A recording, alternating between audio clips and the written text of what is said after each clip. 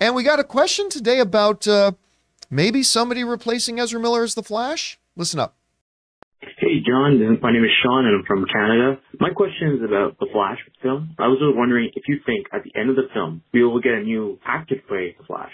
Like, I think by the end of the film, do you think Ezra will be around anymore? Will we see someone else in that place?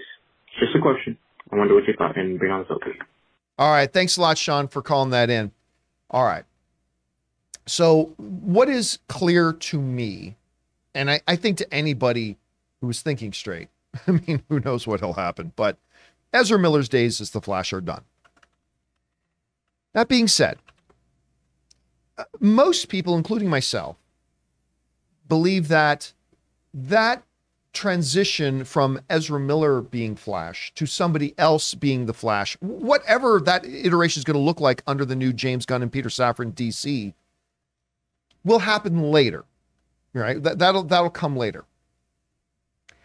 However, there have been some people that have speculated and thought maybe that transition maybe happens in the movie itself. And like Sean is just asking here now, could we, by the end of the Flash movie, literally see a new performer in the role of Barry Allen, aka the Flash?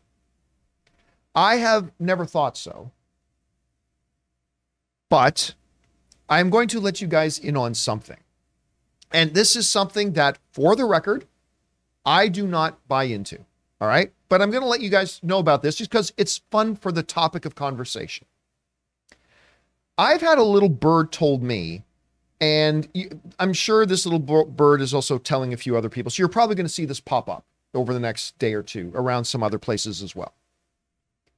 That, just a short version, Grant Gustin, who plays the Flash in the television series The Flash, is going to be the new Flash of the DC universe. Now, what works for this theory, this rumor, if you will, and let's qualify it as a rumor. What goes in the favor of this rumor, there are a couple of things. Number one is this image you're looking at right here. That in the CW, what do they call it? What was the name of the crossover event again? Crisis on Infinite Earths, right? Infinite Earths, yeah. So in that Crisis series, they had the two Barrys come face to face. So in the sense of a reality, they exist. They're there, right? Okay, so that was one thing. The second bit of anecdotal evidence that goes towards this rumor is that a little while ago, a couple of months ago now, Ezra Miller, even though the movie itself was done shooting ages ago, Ezra Miller was brought back in to do some pickup shooting. An argument could be made that that pickup shooting was directly to create a post-credit scene of Flash disappearing and the new Flash appearing as a result of Flashpoint or whatever. Again, I'm not saying that's what it is, but that is a bit of anecdotal evidence that maybe you could say works towards that.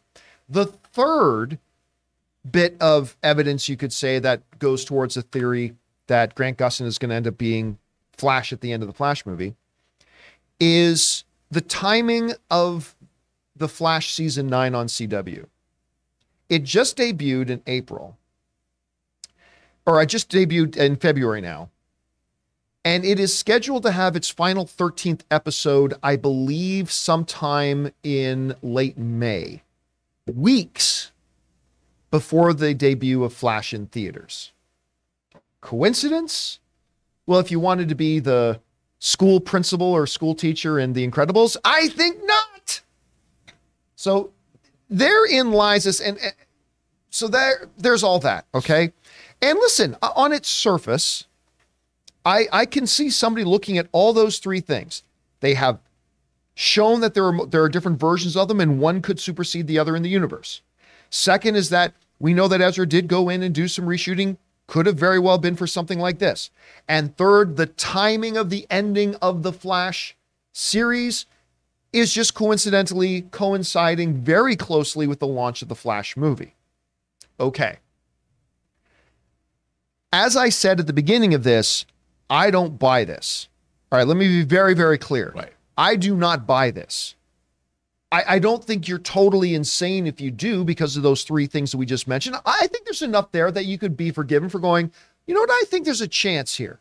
Okay, I think there's something there that you could hold on to that. But I really don't think so. And my I have two main reasons why I don't believe this theory. And again, I think you're going to start seeing it pop up because I don't think I'm the only one who got told this. The first is this. Why would you want to go backwards if you're James Gunn? If you're James Gunn and Peter Safran right now, you have the opportunity to create your DC universe that is modeled in your image, not a Flash that we've had for almost a decade.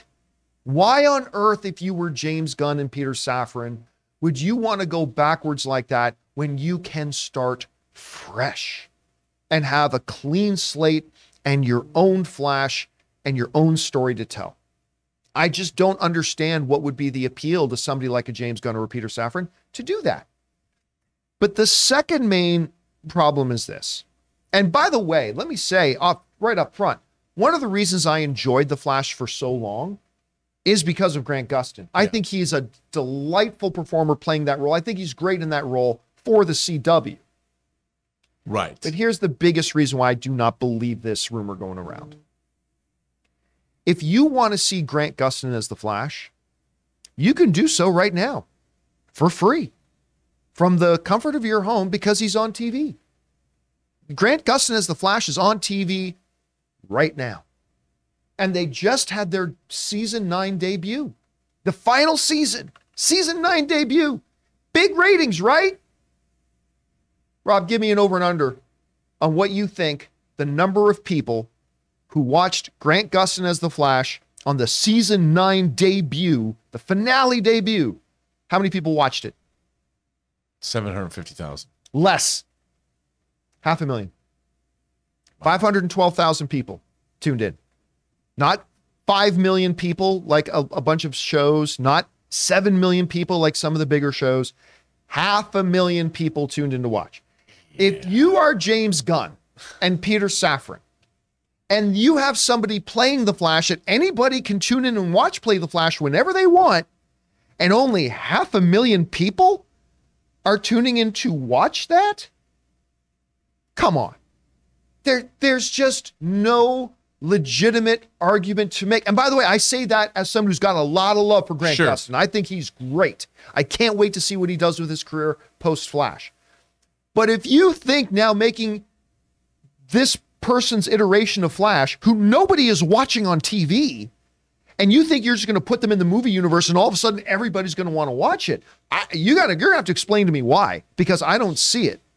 So I acknowledge the anecdotal evidence about why somebody might look at this and think maybe this could happen, but I just think the arguments against it are way too strong. We want to take a second to thank a sponsor of this video, Mint Mobile. If saving more and spending less is one of your top goals for 2023, why are you still paying insane amounts of money every month for your phone bill? Switching to Mint Mobile is the easiest way to save this year. As the first company to sell premium wireless service online only, Mint Mobile lets you order from home and save a ton with phone plans starting at just $15 a month. You guys know I made the switch over to Mint Mobile a while ago. The process couldn't have been easier, and I can't believe that I am spending less than a third of what I was spending on one of the other major carriers before. By going online only and eliminating the traditional costs of retail, Mint Mobile passes the significant savings on to you. All plans come with unlimited talk, text, and high-speed data delivered on the nation's largest 5G network. Use your own phone with any Mint Mobile plan and switch easily in minutes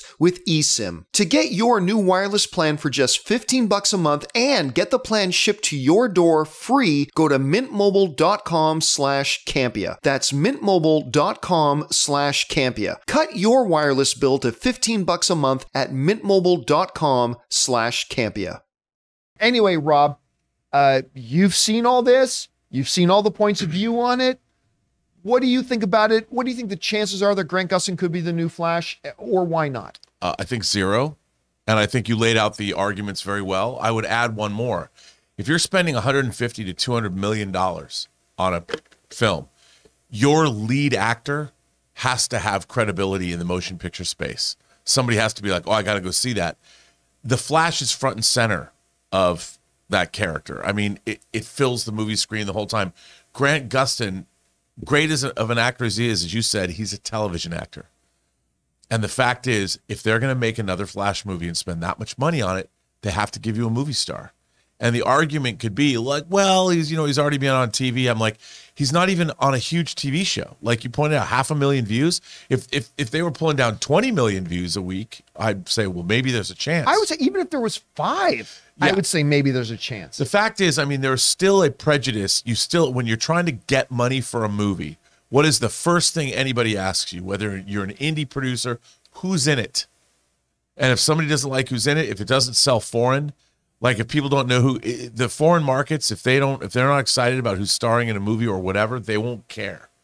And now a studio just couldn't make a Flash feature film with Grant Gustin as the lead. They couldn't do it. There's no justification. Nobody would let them. You're not going to spend $150 or $200 million on a movie that has an untried male lead that has literally no box office to his name yet. They'll never do that. Unless, of course, I mean, the argument can be made, well, what about Superman? But the problem is we've seen him as the Flash. He's played out. That people are going to want to see a new Flash in the movies, somebody they haven't seen before. Because like you said, we have 9 years of this, 9 seasons. All right, guys. Question is for you. There are some rumors starting to go around that indeed the Grant Gustin is going to be the Flash. I've heard it. I'm sure others have heard it as well. I get why you might think it. I just don't see how logically it could be the case, even though like I said, I got a lot of love in my heart for Grant Gustin. I think the dude's great. But anyway, guys, question is for you. What do you think about this? What do you think would be the strongest arguments that Grant Gustin could be the next Flash? What do you think would be the strongest arguments against it? And how do you feel at the end of the day? Whatever you guys think, jump down into the comments section below, then let us know your thoughts.